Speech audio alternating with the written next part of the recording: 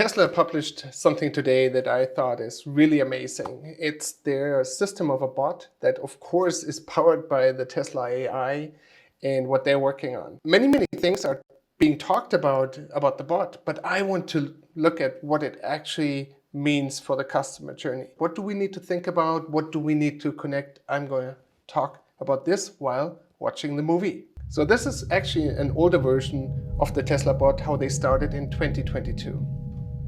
March 23, and now you're going to see the improvement that just came out that they published on X yesterday.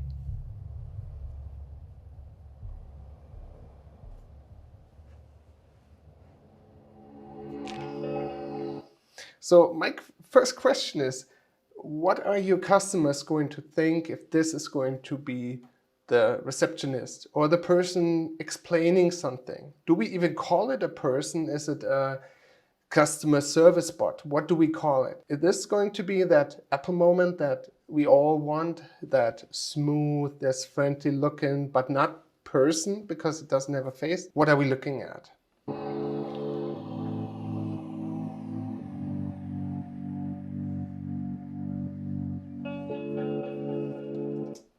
I like that moment.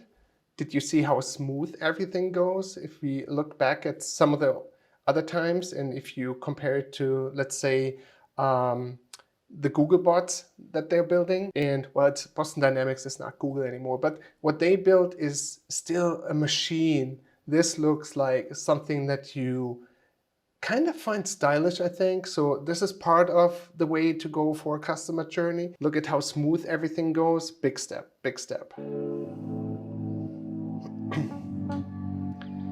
Did you see those little interactions from this one hand passing to the other? This micro movement that makes it seem so natural. It's not that moving the head straight left.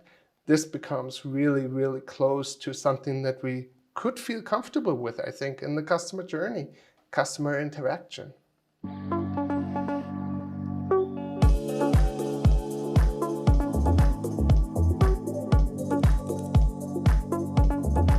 Yeah, I still think to make this feel real, the way that that bot works and walks is not very natural yet. So it doesn't feel comfortable yet at that point. It's a point I understand why it is, because it kind of needs to stay in balance, but this doesn't feel very natural yet. Of course, the Cybertruck, the setting around it, it's future. Yes, that's what they're building.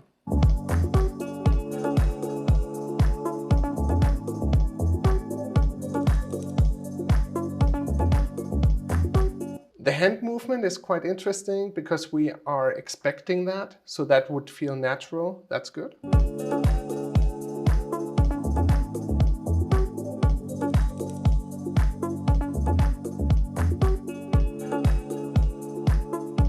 Yeah, I think you can really see how the whole interaction, the whole movement becomes very natural. That's very good because in the customer journey, if people start to interact with bots like that, it needs to feel natural. And I can see something like that actually when you go to a rental place where you rent a car, that this would be somebody that could look up the data and just hand out your key and tells you where to go.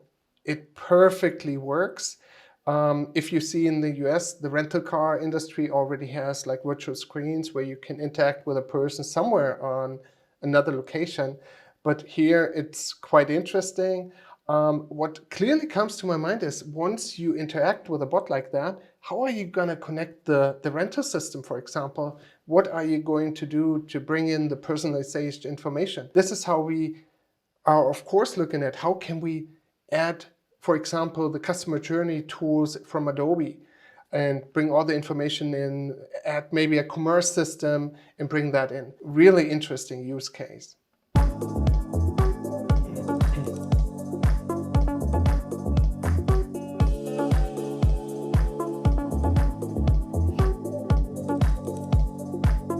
Yeah, I think that's amazing, of course.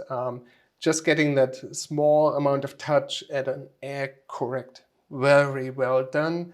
Look at that. I mean, yeah, this could be a bot selling something, like how to cook, how to do things.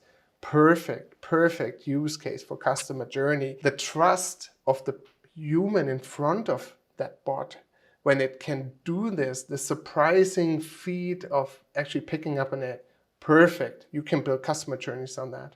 Really nice.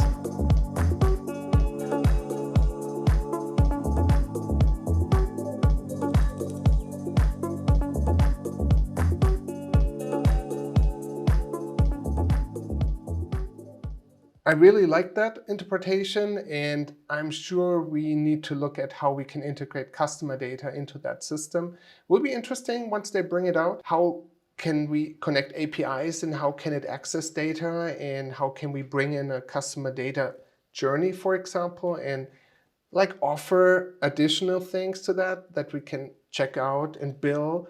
There's a lot of potential, but we need to think away from actually working with screens and mobile and things like that. It will be voice that we work with. We need to be able to deliver content to a system that doesn't show it on a display. It will actually explain it. But of course, AI will do that. But how can we deliver all the necessary data to actually have a bot in customer journey? Let's see the rest.